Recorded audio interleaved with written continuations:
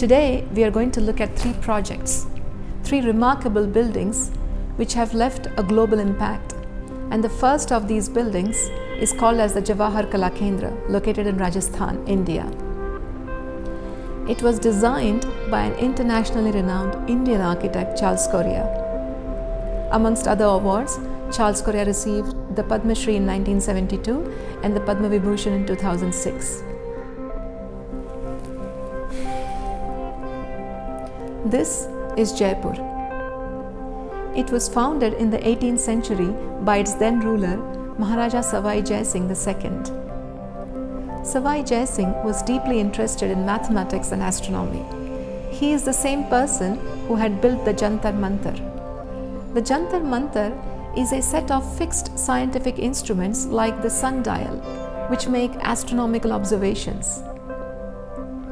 Scholars say Savai Jai Singh was so fascinated by the sky that he based the plan of the city of Jaipur on a Navagraha mandala. A mandala is a diagram or a symbolic representation of concepts, and they have been a part of Indian culture since ancient times. So a Navagraha mandala is a mandala of 9 planets. Thus, the plan of the city was laid out on these 9 squares. The lines that you see on the top left corner represent a hill, and because of the presence of that hill, that particular square was moved on the bottom right corner. When the architect heard about the way the city was planned, he was so impressed, he thought that the king was one of the first modern Indians. Because he had built the scientific instruments, he had designed a city which was very modern for its times, and yet he had based the plan of the city on an ancient mandala. So the king was looking backward and forward at the same time. He was discovering the past and inventing the future. So the architect too based the plan of the Jawahar Kala Kendra on the Navagraha mandala. And as in the original plan, one square was moved. This movement of the square has an important function. It creates an entrance to the building. Each of these squares now represented 9 planets, and each square was colored in the auspicious color associated with each planet. The architect says he did not use the mandala for any religious reason. He used it because it offers a unique way of organizing the space. The building has several requirements like art galleries, craft workshops, exhibition spaces, administration facility, library, food courts, etc. And depending on the quality traditionally associated with each planet, these activities, these functions were allocated in those squares. I'll give you an example. Mangal or Mars is the planet associated with power. So the administration facility was allocated in this square. Shukra or Venus housed the theatres. And all this traditional knowledge was interpreted in a modern way. It's a thoroughly contemporary building. Like you see here, this is the library in the building, and it is housed in the square represented by Jupiter or Guru, because Guru is the planet associated with wisdom.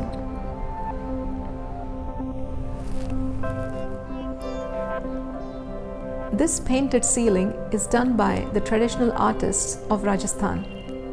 It is a giant model of the cosmos.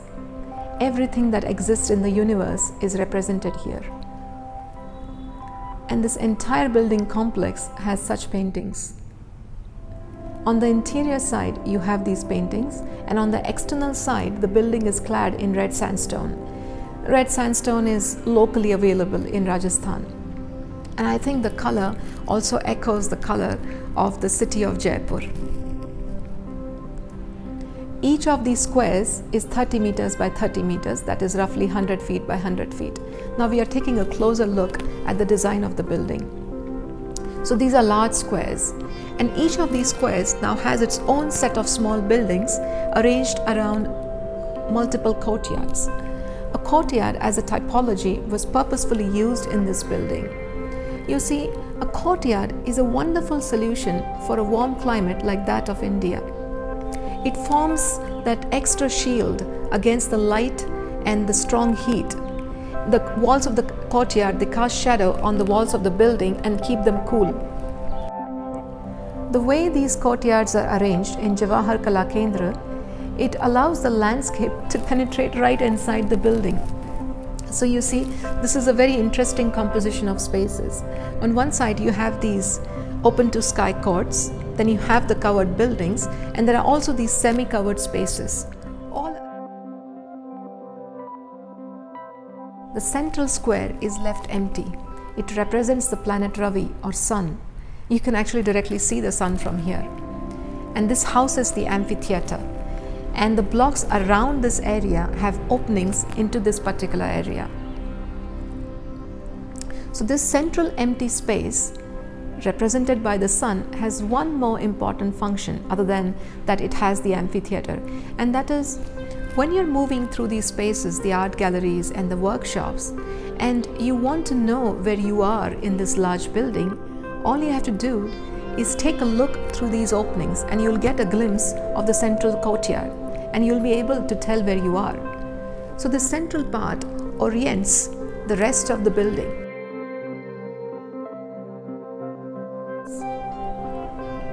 You know, the building was finished in 1992, and even today it is featured as one of the best buildings in the world. And one can see why. It delivers in so many areas. The design of the building works, so it's a functional building. It responds wonderfully to the climate. It is filled with rich references to our culture. It encourages participation from local artisans. And I think finally, it sits really well in the larger context. The building is very modern. It speaks of our times, and yet it has that crucial link with the original vision of the city of Jaipur. But I think the building is best revealed when you take a walk through these 9 squares. It is like taking a walk through a traditional Rajasthani village or a town.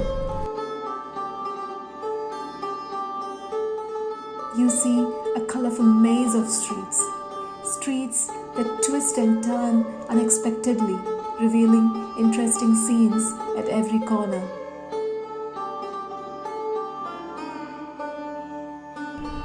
This building delivers a similar experience.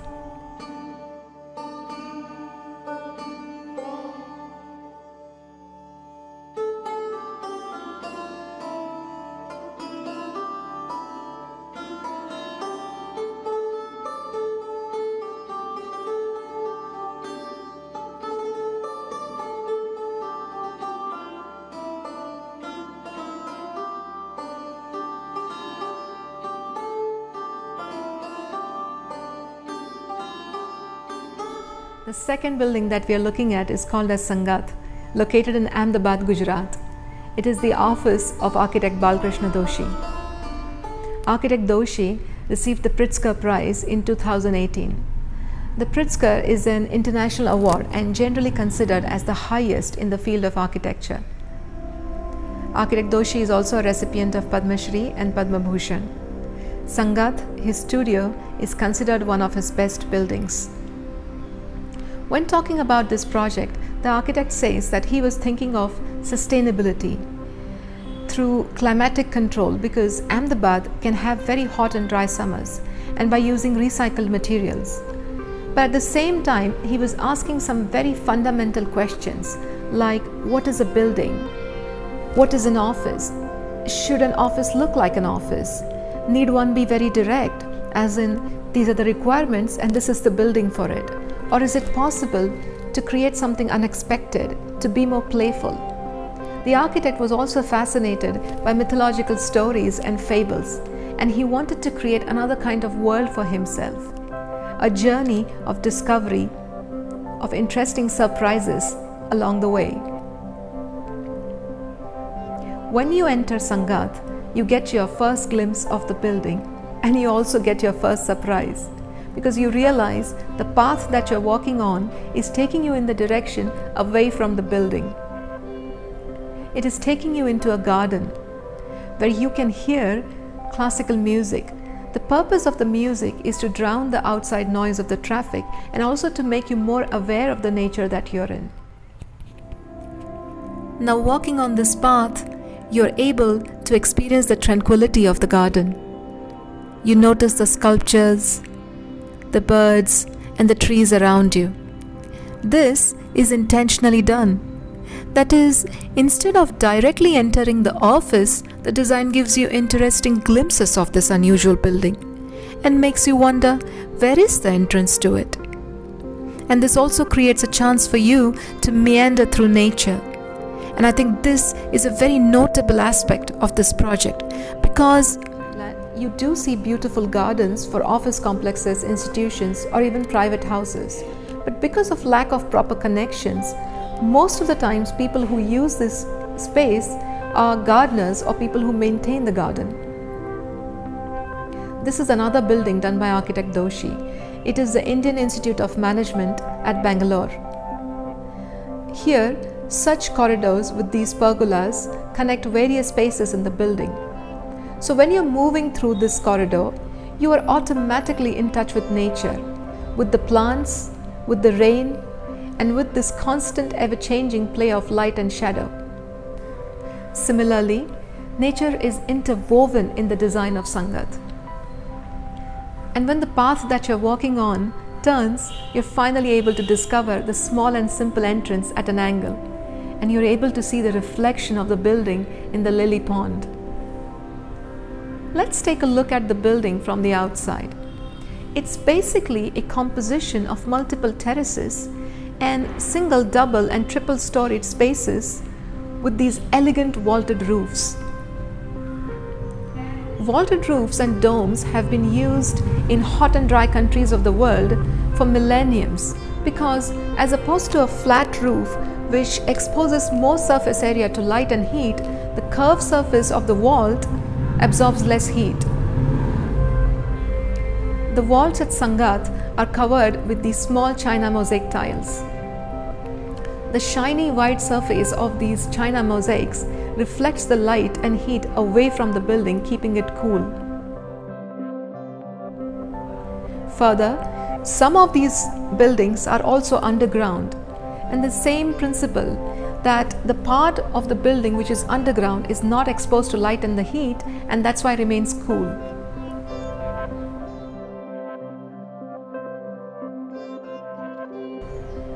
These channels collect water during the rains and bring it to this water body. So you get these water features during the monsoons. On the inside of the building, you notice these windows towards north. And that is because in the northern hemisphere where India lies, the north light is considered as ideal because it is devoid of harshness, it is diffuse light. So throughout the office, you get this really good quality of light. This office uses less electricity. The studio is a playful combination of diverse spaces. Some narrow, some wide, some long, and some short. So the adventure that one experiences outside continues inside as well. Moreover, most of the materials used here are recycled materials. Waste from doors, windows, wooden members, tiles, whatever was possible, they have used here. Finally, the architect tells us the meaning of Sangath is moving together. He wanted to be a part of the society. Since the very beginning of his 60 years of practice, the architect has been involved in creating better living conditions for the poorest of the poor. This sensitivity and sense of responsibility is a part and parcel of Sangath. They conduct research and studies in the field of slum rehabilitation, historical settlements, and environmental concerns. So the studio also becomes a place for seminars and workshops for students and organizations coming from India and abroad. Culture, art, and music are an integral part of the architectural equation. So this amphitheater is not only a place for debates and discussions, but also for music programs and theaters.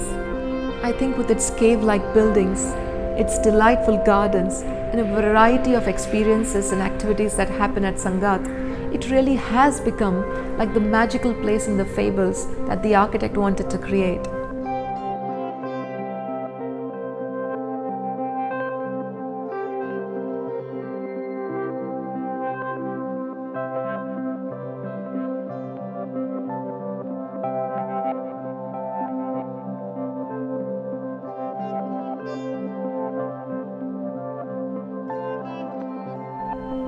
The last building that we are looking at today is located in Mexico City, in the capital of the country of Mexico, and was designed by an architect, Luis Barragan. Luis Barragan too is a Pritzker laureate. When people talk about Luis Barragan, they say he belonged to a different world, that he was a poet amongst architects. His work is modern, but it is still deeply rooted in the traditions of Mexico. And he is particularly known for his unique use of light and color in his work. Actually, he is called as Master of Light, and we are going to see one such project today. It's a chapel. A chapel, well, not exactly, but it is more or less like a small church. In the 1950s, a group of Catholic nuns approached Barragan and asked him to design them a convent and a chapel. These nuns were quite poor at that time, and somehow they were able to gather materials and labor for construction. Barragan knew they won't be able to pay him, but he still accepted the project for himself. One can understand why he did that, because for some architects, designing a place of worship is an interesting challenge, because no matter what you do with the design, what really matters in the end is how you feel in the space. It is all about the experience. For instance, here in India, we have temples on the top of a hill. And the temple itself is sometimes quite small, but the idea is when you start climbing the hill, you're able to observe nature, trees and birds that you won't notice normally in your day-to-day life. So by the time you reach the top, you are calm, and this external beauty has helped you to make a connection inside. So the process of climbing, the surrounding views, all of it becomes a part of your temple experience. Or you must have seen these stepping stones in the Japanese garden. No doubt they look beautiful in landscape, but they have another purpose. When you're walking on them, you have to slow down. Sometimes they're slippery because of moss growing on them. And then you have to fully focus your attention in the act of walking. And that is one of the basics of Zen philosophy, mindfulness and complete awareness. So these simple but very effective techniques have been used throughout history in different parts of the world to stimulate that special feeling. And when Barragan faced a similar scenario, in modern times, in an urban setting, this is how he responded to it. So this is the entrance to the chapel. It's very simple, and the simplicity continues inside. You have this courtyard. So it's very basic, but because of the high walls, the outside noise is drowned, and you have this certain calm that you experience here. You have this reflective pool, which is basically made up of concrete and colored in black. And then you see this yellow screen over there, this checkered screen. So the reason is these nuns, they don't reveal themselves to people. So if people must talk to them, they stand here in the courtyard, and the nuns talk to them from behind the screen. On the other side of the screen, you get this lovely filtered light with this yellow hue. This is the plan of the building, and there are these various rooms, but the room that we are interested in at the moment is this one. It's the principal chapel. So with a subtle play of volume, light and color, Barragan has been able to create a space which is very moving. So it's a very simple rectangular space, high enough, And on these two walls, he has those screens similar to the ones that we saw outside. In the front, you have the altar. And this altar piece is actually a combination of golden frames and a cross. This altar piece was done by an artist called as Matthias Gerets. On the side, you see this sort of triangular wall, and he creates this niche over here, which he fits with yellow glass lattice work. This glass was also done by Matthias Gerets. And the purpose of this triangular wall is to get this light at an angle. He paints these walls in this sort of orangish yellow color. And the rest of the walls and the ceiling are all white. And then finally, he puts this cross over here. So when you're sitting on the benches, you don't really see the cross. But what you do see is the shadow of the cross on the wall. The shadow is there because of the light that hits the cross coming from that glass that you saw. And the shadow keeps on changing through the day depending on the position of the sun, and so does the color in the room. And then you get this effect which is something else.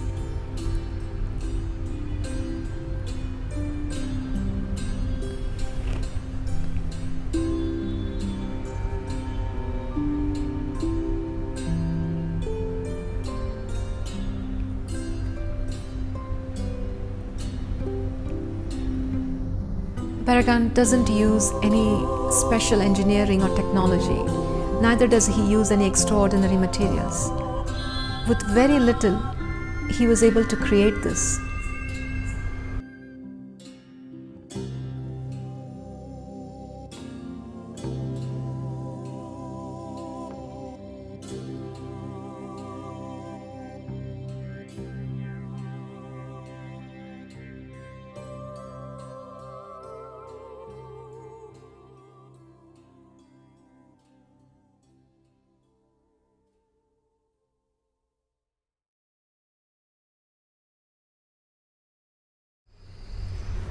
Thank you for watching.